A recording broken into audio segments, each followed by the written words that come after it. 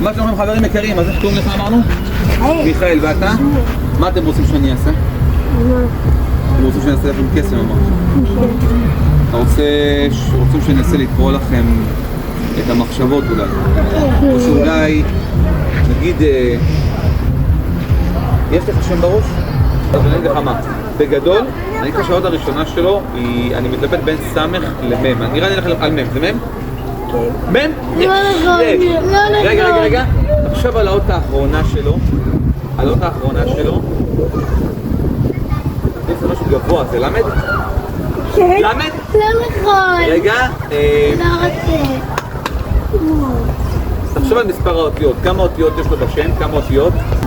זה לא משהו ארוך מדי ולא קוצר מדי, זה לא 8 ולא 2, זה באזור, זה 5 אותיות. 5 אותיות, אתה חושב על השם, אני אגיד לך מה, כאילו, אם נגיד עכשיו הוא היה בא לפה, היית אומר לו, יא מיכאל, מה שלומך? כן. זה מיכאל? כן. מיכאל.